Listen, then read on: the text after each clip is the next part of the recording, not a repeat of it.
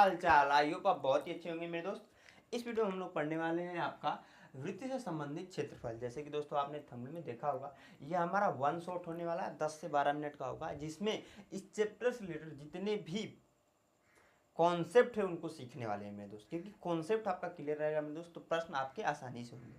इस चैप्टर में देखिए जितने भी चीज़ है ना, जो मेन है वो फार्मूला ही है। आपको सूत्र आ रहा है मेरे दोस्त, आप आसानी से कोई भी प्रश्न कर ले जाओगे। ठीक है, इसमें दो टॉपिक है, त्रिज्यखंड एक वृत्तखंड। क्या है मेरे दोस्त? त्रिज्यखंड और वृत्तखंड। यहाँ पर जैसे कि चैप्टर नेम है मेरे दोस्त वृत्तों से संबंधित क्षेत्रफल, तो वृत्त के बारे में ही बात चलेंगी। अब यहाँ पर दो टॉपिक, दो कॉन्सेप्ट दे रखा है हमारा मेरे दोस्त। क्या है? एक त्रिज्यखंड दे रखा है, दूसरा वृत्तखंड दे रखा है।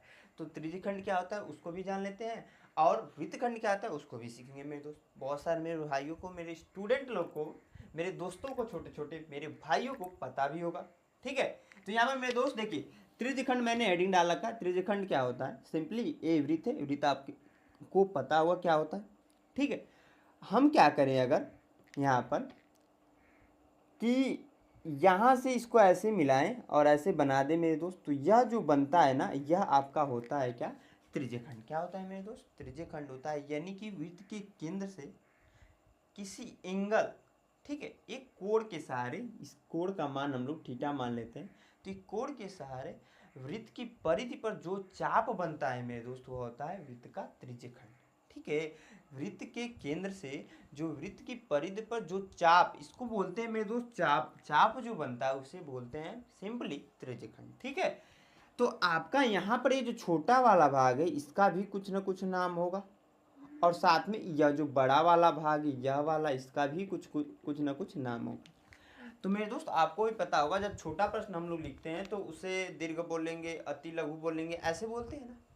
और बड़ा प्रश्न रहेगा तो दीर्घ बोल देते हैं। तो ठीक वैसे ही मेरे दोस्त यहाँ पर जो छोटा हुआ भाग है, छोटा कटा हुआ भाग है मेरे दोस्त, उसे बोलते हैं लघु त्रिज्यखंड। क्या मेरे दोस्त? लघु त्रिज्यखंड। और जो बड़ा वाला भाग है मेरे दोस्त, इसको बोल देंगे हम लोग लघु त्रिज्यखंड। ठीक है, जो बड़ा वाला भाग है मेरे दोस्त, इसको बोल देंगे दीर्घ त्रिज्यखंड। क्या मेरे दोस्त? दीर्घ त्रिज्यखंड। ठीक है, इतना आइए समझ में आया? समझ में? वृत्त की परिधि के सहारे जो वृत्त का केंद्र पर कोण बनता है उसे त्रिज्यखंड कहते हैं। और वृत्तखंड में ठीक थोड़ा सा चेंज होता है, उसको भी हम लोग सीखेंगे। सबसे पहले इसको जानते हैं मेरे दोस्त। मैंने बता दिया कि जो बड़ा वाला भाग उसे दीर्घ त्रिज्यखंड कहते हैं, और जो छोटा वाला भाग है उसे लघु त्रिज्यखंड कहते हैं। यहाँ पर कोण को मैंने थीटा मान लिया मेरे दोस्त, तो यह कोण जो होगा आपका हो जाएगा 360 माइनस का थीटा। क्यों ऐसा होगा? क्योंकि आपको पता है मेरे दोस्त, सर्किल में, वृत्त में जब एक चक्कर पूरा करता है तो 360 डिग्री होता है पूरा कोण का मान। और हमने इस भाग का मान लिया है थीटा मेरे दोस्त। तो यहाँ से यहाँ तक की वैल्यू को निकालने के लिए 360 में से इस वाले जो कोण का मान है उसको माइनस कर दे तो आराम से आ जाएगा। ठीक है, अब इसमें कुछ सूत्र होते हैं, सूत्र ही बहुत इंपॉर्टेंट होते हैं मेरे दोस्त, क्योंकि बिना सूत्र के सारे प्रश्न नहीं बनने वाले हैं, और डायरेक्ट बोर्ड एग्जाम में हमारे सूत्र से ही प्रश्न पूछता है। ठीक है, सूत्र क्या क्या होते हैं मैंने लिख रखा है। लघु त्रिज्यखंड का क्षेत्रफल बराबर थीटा बटे 360 इंटू पाई आर स्क्वायर। ठीक है, देखिए आपने वृत्त का क्षेत्रफल पढ़ाई होगा मेरे दोस्त। वृत्त का क्षेत्रफल होता है मेरे दोस्त, वृत्त का क्षेत्रफल बराबर होता है आपका पाई आर स्क्वायर। ठीक है, यहाँ पर इस चाप का मान बताना है, तो चाप के जो हो रहा है कोण इसमें सम्मिलित हो जा रहा है, इसीलिए हम लोग क्या करते हैं थीटा बट्टे 360, थीटा कोण आ गया। अब 360 इसलिए आया मेरे दोस्त, पूरा जो होता है आपका कोण का मान 360 होता है, तो थीटा बट्टे 360 यहाँ पर देखिए। और वृत्त का क्षेत्रफल होता है पाई आर स्क्वायर। वैसे ही मेरे दोस्त लघु त्रिज्यखंड का क्षेत्रफल हो जाएगा पाई आर स्क्वायर, यानी कि थीटा बट्टे 360 इंटू पाई आर स्क्वायर। ठीक है, यह हो गया लघु त्रिज्यखंड का क्षेत्रफल इसका।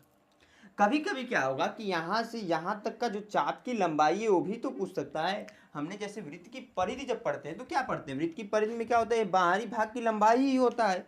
और वृत्त की परिधि बराबर क्या होता है, 2πr होता है मेरे दोस्त। आपको पता होगा वृत्त की परिधि बराबर होता है क्या, 2πr।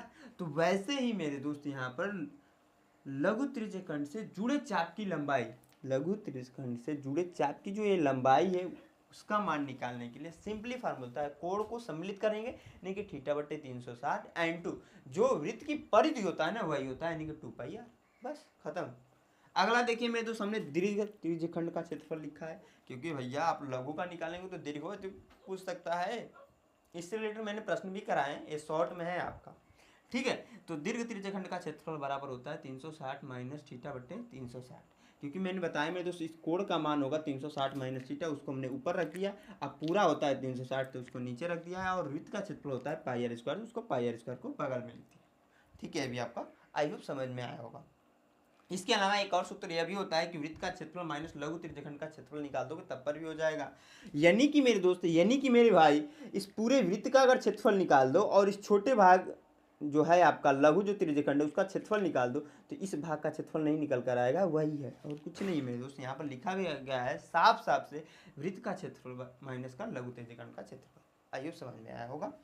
अगला जो लास्ट फार्मूला है, इसमें जो त्रिज्यखंड में मेरे दोस्त दीर्घ त्रिज्यखंड से जुड़े चाप की लंबाई, यानी कि यहाँ से यहाँ तक की लंबाई निकालने के लिए तो सिंपली फार्मूला होता है 360 माइनस थीटा बटे 360 इंटू 2 पाई आर। कंप्लीट हो गया है। अब जाते हैं हम लोग मेरे दोस्त वृत्तखंड पर। इससे रिलेटेड मैंने प्रश्न करा रखे हैं, जिन भाइयों को मेरे दोस्त पढ़ना है मेरे चैनल पर जाइए, आप वो वीडियो वॉच कर सकते हैं। ठीक है, अब देखिए यहाँ पर मैंने हेडिंग डाली है वृत्तखंड। वृत्तखंड में क्या होता है ना, यह जीवा के सहारे जो कोण जो चाप बनता है, जीवा के सहारे, ठीक है, जीवा के सहारे जो बनता है मेरे दोस्त, वो आपका होता है वृत्तखंड। इस वाले भाग को हम लोग बोलते हैं लघु वृत्तखंड। ठीक है, यहां पर देखिए त्रिज्या के सहारे कहने तो बन रहा था, ठीक है, त्रिज्या के सहारे बन रहा था आपका त्रिज्यखंड, और वृत्तखंड बन रहा है जीवा के सहारे। ठीक है, क्योंकि दो बिंदुओं को मिलाने वाली रेखा को, वृत्त की परिधि से दो बिंदुओं को मिलाने वाली रेखा को हम लोग क्या कहते हैं मेरे दोस्त, आपका जीवा बोलते हैं। ठीक है, तो यह मान लीजिए मैंने यहाँ पर एक ऐसे जीवा बनाई, तो इस वाले भाग को ही बोल देंगे आपका वृत्तखंड बोलते हैं, इसको भी बोलेंगे, इसको भी बोलेंगे। छोटे वाले भाग को लघु वृत्तखंड और बड़े वाले भाग को मेरे दोस्त दीर्घ वृत्तखंड बोलते हैं। क्या? दीर्घ वृत्तखंड। ठीक है, इसमें दो ही फार्मूले होते हैं। सबसे पहले देखिए, अब यहाँ पर बहुत इंपॉर्टेंट चीजें आ जाती है कि इसका फार्मूला कैसे निकालते हैं। तो देखिए, लघु वृत्तखंड का क्षेत्रफल बराबर मैंने लिखा है लघु त्रिज्यखंड का क्षेत्रफल माइनस का त्रिभुज ए ओ बी का क्षेत्रफल। तो यहाँ पर केंद्र को ओ मानिए मेरे दोस्त, और इसको मिलाने के बाद हमारा क्षेत्रफल निकल पाता है। इसको ए माने, अगर इसको बी माने, यहाँ पर त्रिभुज ए ओ बी के बजाय हम ए भी लिख सकते हैं त्रिभुज का क्षेत्रफल। ठीक है, यहाँ पर जरूरी नहीं है कि आप बिंदुओं को ए और बी ही मानिए, जो आपको ठीक लगे वो मान सकते हैं। जैसे मेरा नाम ऋषिकेश है, आपका नाम कुछ ना कुछ होगा, तो रखने वाले ने आपका नाम बदल कर भी रख दिया होगा। तो वैसे ही मेरे दोस्त यहाँ पर हमारे हाथ में होता है नाम रखना, सिंपल सी बात है मेरे दोस्त। तो हम ए बी रखें, सी डी रखें, कुछ भी रख सकते हैं, कोई दिक्कत नहीं है उससे।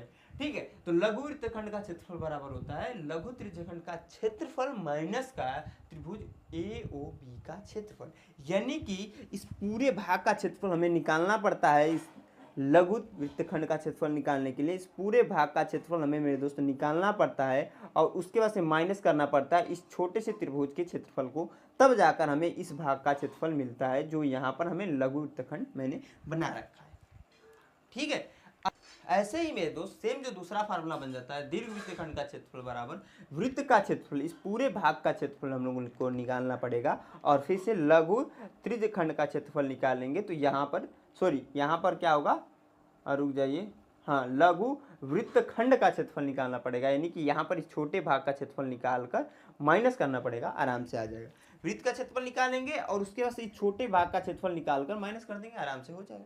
सिंपली ये दोनों आपके फार्मूले हैं। आई होप आप लोग को 6 फार्मूले जो है समझ में आए। ये 6 फार्मूले अगर आपको आ रहे हैं, चैप्टर में जितने भी प्रश्न आप कर ले जाओगे, बस 2-3 जो प्रश्न है ना उनको प्रैक्टिस करने की जरूरत है, तो आप लोग कर लीजिएगा मेरे दोस्त। आई होप आप लोग को ये समझ में आया होगा, तो नोट कर लीजिए। इसी के साथ मैं इस वीडियो को एंड करूंगा। आई होप आप लोग को ये वीडियो पसंद आए प्लीज़ इस वीडियो को लाइक कीजिए, साथ में दोस्तों के साथ शेयर कीजिए, और ऐसी ही वीडियो देखने के लिए हमारे चैनल को तुरंत सब्सक्राइब कर लीजिए। यहाँ तक वीडियो को वॉच करने के लिए मेरे दोस्त, मेरे तरफ से आप सभी दोस्तों को धन्यवाद।